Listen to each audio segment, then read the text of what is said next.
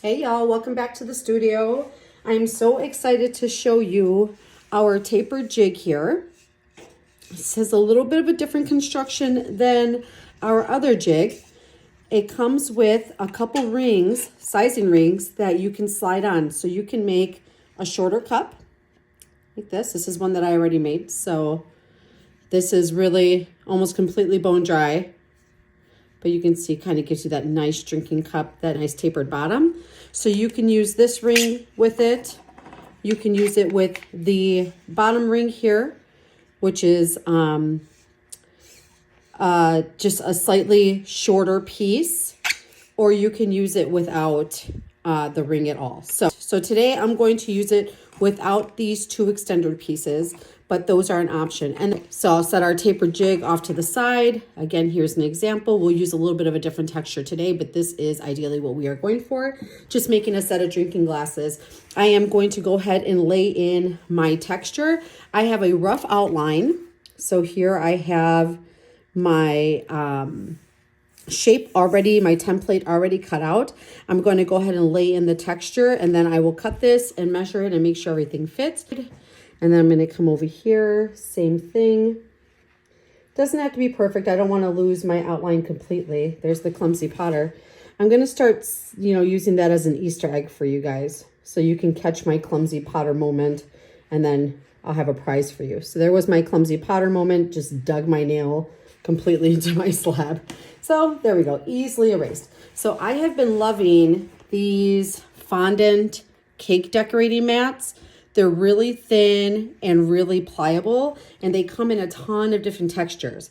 So I would like my tumbler, I think what I'm gonna do is I want a little bit of this contrasting texture. So I'm gonna roll right over the middle. So we'll get some of the tops and some of the bottoms, but we'll have the two different kinds of shapes there. So before I commit, I can just fold over and I can see roughly where everything is gonna hit. I just wanna make sure that my whole slab is covered. My whole area that I need will have some texture on it. And then I use this little guy, which if you followed me for any period of time, you know that I have zero clue what this thing is called. We like to call it our roly mabobber thingy friend. Please tell me if you know the name of it. Could I Google it? Yes. Will I? Nah, probably not. And I'm giving it a moderate amount of pressure, and then I like to roll it over to this the side that protrudes a little bit more, because I feel like you get more pressure with that. And then if you see any air bubbles, go ahead and just pass over those. Oh, and I am beautifully happy with that. How much fun is that? Now, even though, let's see here, because I want to make sure that I have this texture going so I can clear it. So this empty spot over here is of no consequence, because I see that everything that falls under my template has beautiful deep texture in there. Yay! I love how that turned out. Don't forget to release the slab. It's very important. So I'm going to go ahead and release that. I'm going to get set up here for my jig. Now, this jig is a little different than our other hand building jigs because it does not have a release pin. And the reason for that is because we come in at a pretty steep angle here, and printing a pin at an angle like that is very hard to do. But you do have this handy handle up top. And what I'm going to do is make sure that I absolutely have enough cornstarch on here that the clay sticking will not be an issue for me. Oops. If I were using it for a shorter form, I would want to put it on at this point. There you go. So you have 3 different cup sizes, but I am going to do a full tumbler. I want to call these like summer tumblers. It has zero to do with summer, nothing to do with summer, but I don't know. This just kind of reminds me, like, I don't know, don't you need lemonade in here or something? That's an iced tea. That's what I'm going to put in there. So I'm going to come over with my template, and I'm going to line it up where my pattern is the best here. Now I used kind of a little crimpy cutter. I used to quilt, so I used this little rotary cutter that had the crimp on there. I could change this to a straight wheel. This is what I already had on there, and I think it kind of looks cute. So I don't know if that's going to make this harder for me or if it's not going to matter. But I think what I'll do is really rely on a straight edge to follow this curve here. And because our clay stretches, it does not have to be perfect. We just need a general guideline. So that, I'm going to come along on the other side, watching my fingers. Hello. So you'll want to put in your angle. I don't know what I was thinking there. So you'll want to put in a beveled cut at this point. The reason we put the beveled cut in is so that our seam will lay as flat as possible. So I am going to follow this same curve, the same angle on the other side as well. So I like to lay the ruler a little bit off, and this might gain you a little length, which in general is not a big issue. So by just laying it right off of there, I still have the straight edge to follow, and I have both of my angled cuts made. All right. Now your top and your bottom cut here do not have to have that bevel. So I am just going to do my best. This goes at a curve, so I'm just using the ruler just to get this started. And then I will remove my ruler and I'll follow my little points. I actually really like having that sweet scallop on my template. And we will sell these templates. I think I'll just do the foam. Whoops. I think I'll just do the foam template. I lost my ruler. Clumsy Potter moment. So they'll only be a couple bucks until I can find a good source to do that. So I love using the craft foam because it's really forgiving and it sticks pretty well without having to put anything on it. So there we go. Now our template is cut. Put that there. Loving this pattern. So I need to flip this over. I want pattern side out, and I am going to do my cornstarch deal on the other side. So I'm going to take this. I'm taking care not to distort. I'm not trying to add any length, and I'm flipping it over. You'll be out of screen for just a little bit. That's fine because I'm going to be working in this area right here. So the top that you are missing there is of no consequence. Just know that I'm going to put cornstarch over this entire thing. And because this jig does not have a releasing key, so we will not have the option to shrink it while it's on the form, we are going to make sure that we are putting a good amount of cornstarch. You can get cornstarch at any grocery store. It's an organic material.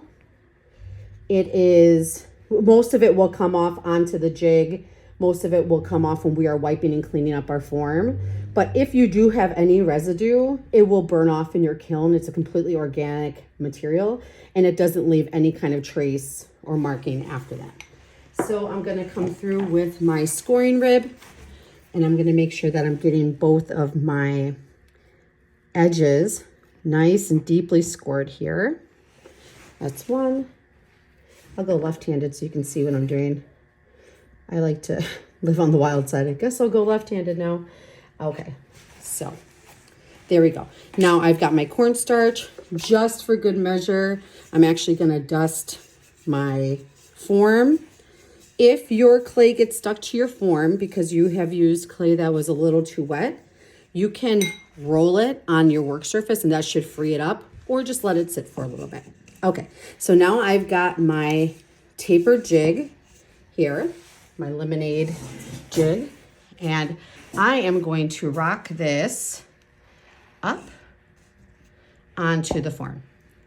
Now I already pre-measured this a little bit. When you pre-measure, you'll want to make sure that your form or your clay is really tight against your form.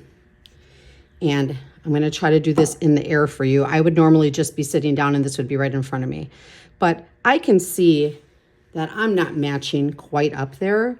So what I want to do is I want to cut that so I'm matching. So I'm going to make sure that this side is really snug, and I'm going to cut just a little bit more off. The more extra you have on here, the bigger a bump you're going to have. I'm going to follow my same curve.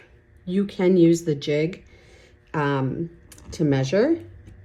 I have a really cool video out there on how you can cut your top level using our jig. I'll try to link that for you guys. So that's much better. Okay, so I am loving what my seam is doing now. You can see because I have the jig here, I'm able to really handle this and kind of pick it up and do things that I wouldn't be able to do if I didn't have internal structure. So I'm going to take my vinegar slip here, my little slippy water. And it's really important. I usually try to slip the piece that's furthest away from the jig. If you get too close to the jig, you'll create a glue. Vinegar is very glue-like anyhow. But if this gets in between the slab and the jig, it will stick. So just be careful to keep the vinegar as far away from that as you can. Just save yourself the heartache. So now I'm gonna come in, I'm gonna start at the top here. I'll lift it up so you can see what's going on. And I'm going to start pushing with this part of my hand, the thumb pad. And I'm making sure that my hands are really dry. Once you start getting into wet fingers or wet hands, you'll start introducing fingerprints and you'll start lifting your pattern up. I'm gonna bring you down to the side here now so you can see what I am doing. All right, there we go, that's nice. So I am just bringing the seam in. I'm rocking it in with that muscle, that thumb muscle there. And you can, at this point, really try to hide this seam. I don't fuss with the seam too much. I like to see it. So I am going to come in after I'm done doing this, and I'm going to accentuate that seam. Because I have a lot of internal structure here, I am pushing really hard against this seam, okay? That's going to make it, can you see how flat that is so far? Makes it really, really, really flat. Also, it will really stick your clay to the jig, so that's why the obscene amount, the absolute ridiculous amount of cornstarch in the beginning is necessary. So you'll see at the bottom here, I'm not perfectly level, and that's okay. I'm gonna use the jig to cut that piece off, and we're gonna make that nice and even. So I am loving that.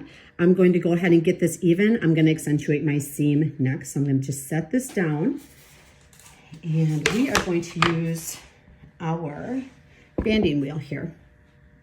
Put that over there. We have this amazing banding bat, and it just clicks over the Shimpo banding wheel.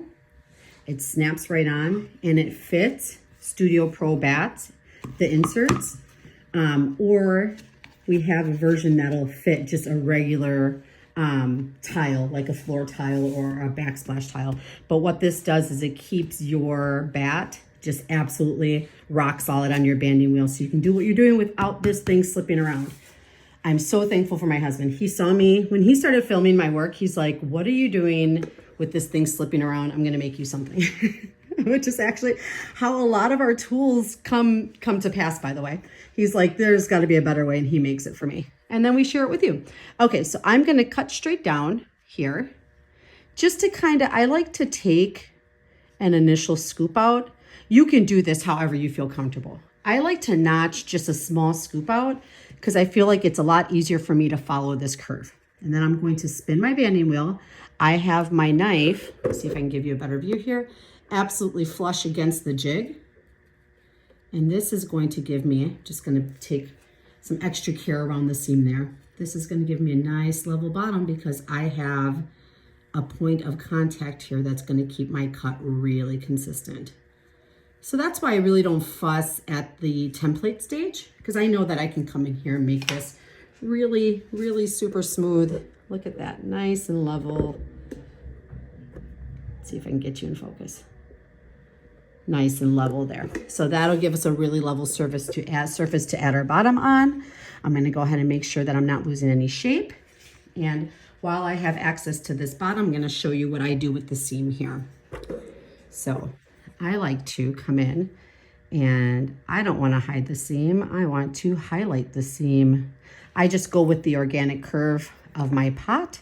I'm gonna take this jig, see how I can handle it really easily because it's got the internal structure. That's what I love about our jigs. I can do things with slabs that I would not be able to do otherwise and still keep them in a really nice cylinder form. So I have now accentuated my seam. I'm gonna make sure I'm treating this top. This is our drinking lip.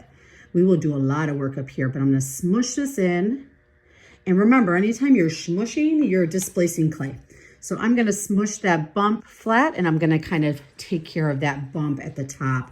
And then you could take this time to just come around on the top and make sure that you've got a nice level top as well. That looks great. I'm feeling really happy about that. So before we remove the jig here, I wanna just make sure any place that I smushed, I'm just gonna release the clay just a little bit. All right. Oh, beautiful. So I thought I was gonna have to do a little twisting, but I put enough cornstarch on here. My clay was a good consistency where this should come right out. Again, if you are losing the battle, if you are fighting a losing battle with this jig, it's because something was too wet, okay? And it's likely that your clay was too wet or you got some water in between. But ideally what you'd wanna do is just twist this and pull out.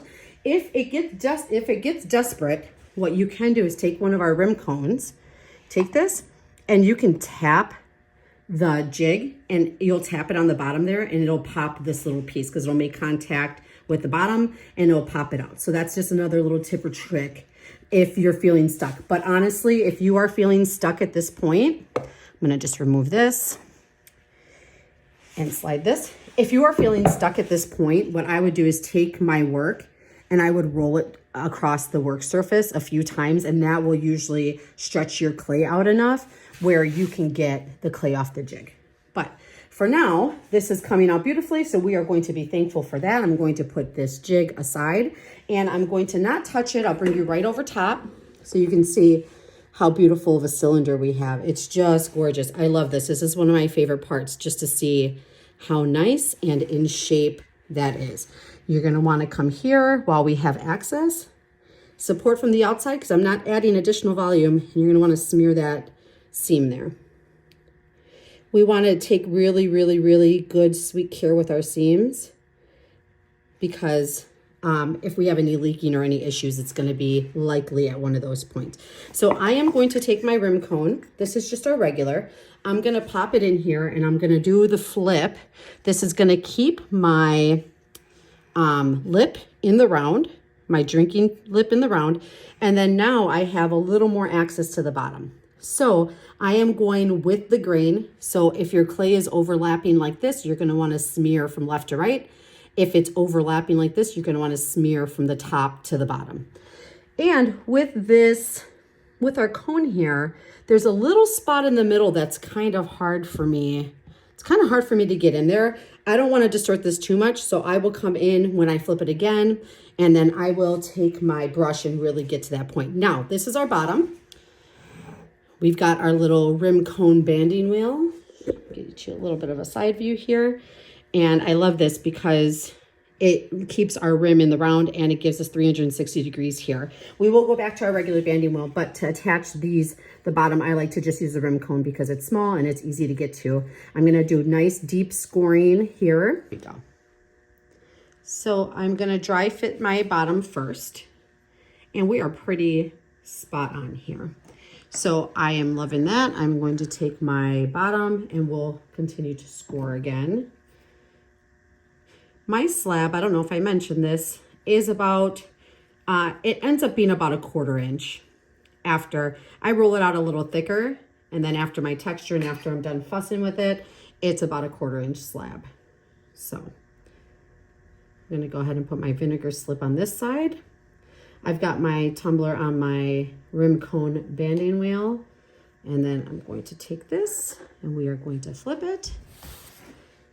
And because I did a dry fit, I'm pretty close here. I'm going to take the dry part of my hand again, and I'm going to push it in. Now, there'll be some parts that stick out a little bit more. We will take care of that when we finish our foot with our shark fin, our mini shark fin tool. So wanting to make sure that this is on there really, really nicely. I know I'm applying adequate pressure because my slip is squeezing out from my joins. There. And then I like to pop in my foot just a little bit. I'm going to use our small anvil, And I like to just pop that in. I think it elevates the foot a little bit. I call this faking a foot. If you've been with me, you know how that goes. Okay, now I will give this more attention, but for right now, we need to switch to our banding wheel to do that. And remember, there's still a small section on the inside that we need to address.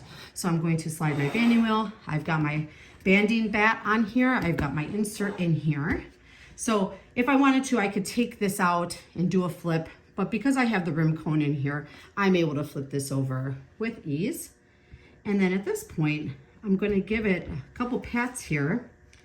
This will serve two functions. I want to make sure that my pot's nice and level and that this joint is really secure. So I'm keeping my rim cone in here. I want that to stay because this, as I'm working things, I want this rim to stay as round as possible. I will release it and put it back in there just a little bit. Okay, now we have this bottom seam to handle. I'm going to get rid of any extra slip. If you wanted to leave your bottom like this, that would be perfectly fine. I would just go through and make sure you're compressing that joint. But because I want this pot to look a little lighter, I want it to look like it's floating off the table, elevated a little bit, I'm going to create a little bit of a slope to give it a shadow, and that will lift it up. And then this also decreases the weight on the bottom. So because I have got my banding bat on here, I'm able to just really maneuver this, and my wear board is not going anywhere.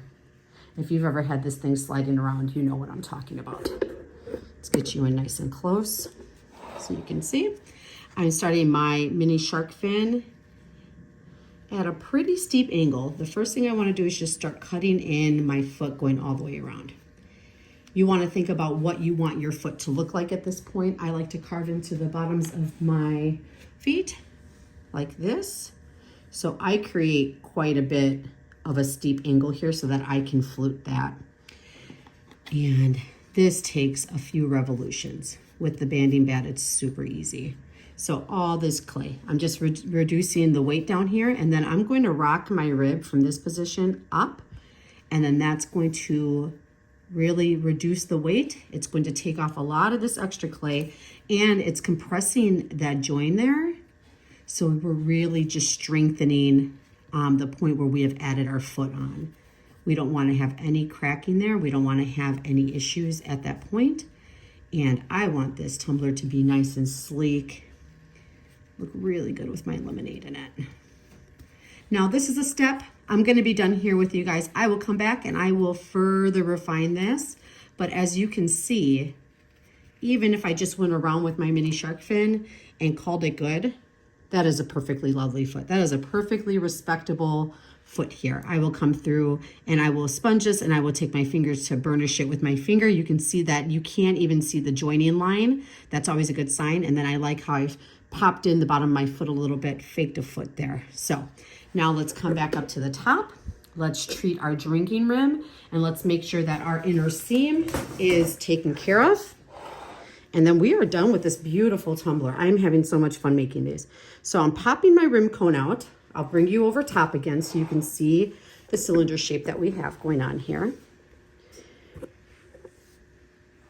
Let's see if I can get the camera to focus. Camera says there's a lot to focus on here. There we go. So you can see it's just such a beautiful cylinder. And this is a really tall form. So to build this without an internal structure would be kind of tricky. I am going to take care of my drinking lip, but before that, I'm going to bring my hand in here. Sorry, I'm going to be in the way a little bit because there's really not a way for me to do this and keep my camera angle. But I can, with my left hand, come and finish smearing that seam.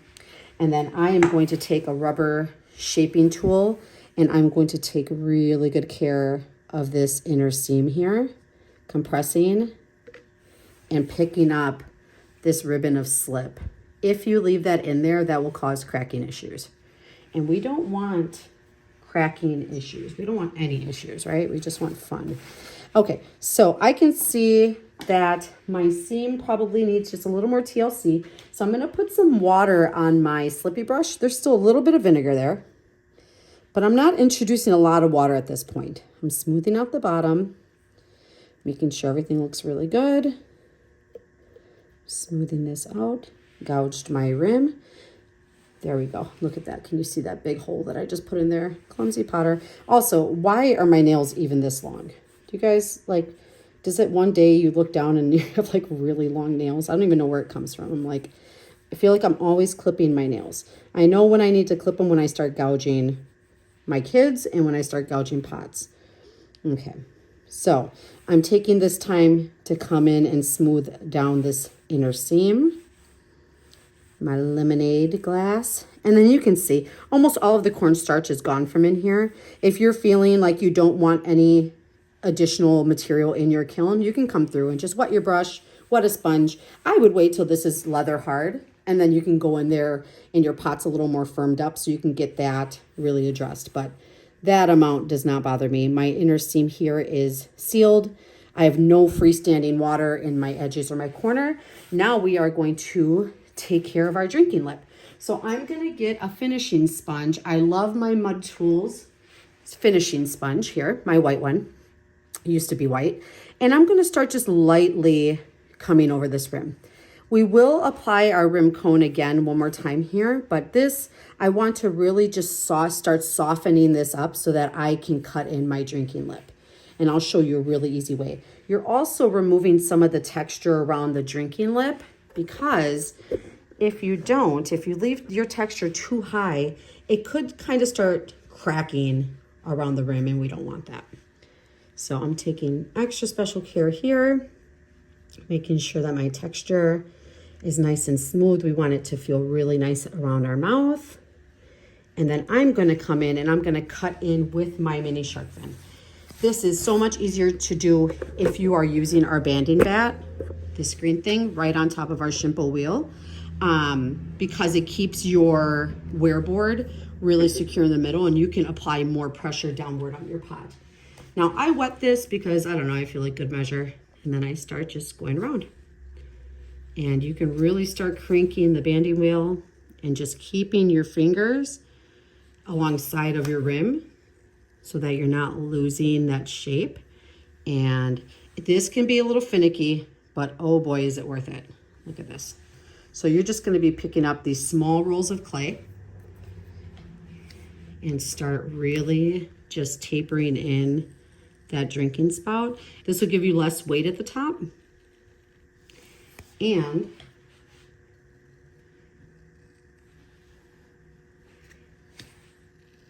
it will allow your fluids to, can you tell I can't do two things at once? Thought process stopped. It'll allow your drink, your fluid, whatever you're drinking, to come out really, really nice. So when it caught on my shark fin like that, it's because I probably had too much clay building up there. So you'll see I start with the mini shark fin, and then I move it up and down like this, like a sawing motion, so that the clay isn't accumulating just in one spot. This is a really great time to level off your rim. You could even come in from the outside. We'll put in a rough rounded shape here, and then we'll come in with our sponge, and our sponge is really what will make that nice and smooth. But you can see this makes for such a beautiful drinking rim. You're almost done, friends. I cannot wait to fire these. Okay, I'm going to wet my finishing sponge. Look how gorgeous that rim is now. I'm gonna wet that wet the finishing sponge, and I'm gonna go around, I'm gonna taco my sponge, and I'm going to really treat that drinking rim, making sure that there's nothing sharp, nothing protruding. And at this point, this is probably a little wet. I would let this dry, but I'm gonna just show you what I would do here. I'll throw a little cornstarch so you can see what's going on. But I would put my rim cone in at this point, and you can see there's not a lot of gapping. That tells me that our rim is still pretty true. Like if you see a little bit of gapping there, you can go ahead and bring your hand in, but this looks pretty good still. And then I will take this and I will start pushing it against the rim cone. And this just gives me a really nice rigid interior where I can push the rim and push it back into round like that and give it further finishing. My clay, this is standard 112. And this is a groggy clay. So that's why I use a finishing sponge. And then I always go over with my finger to burnish. You can also use the red rib, but that is it. Voila, y'all. I'll give you one last little spin here so you can see this beautiful tumbler that we've made. Oh man, isn't she lovely? I love it. So beautiful. I'm going to just tip my banding wheel a little bit so you can see. And there we go. This is our tapered jig here. And this is without the extenders. So if I wanted a smaller cup, same jig, and you just put one of our extender pieces on, you can see it'll give you a couple different sizes. And then this one just fits right over the bottom, which makes a bigger difference than it looks here, because you end up cutting about 3/4 of an inch off of the cup. So if this is just a little too tall for you, you could just use this small one. So thanks for stopping by. Let me know if you have any questions, and please share with me what you make, because we love to see your creations.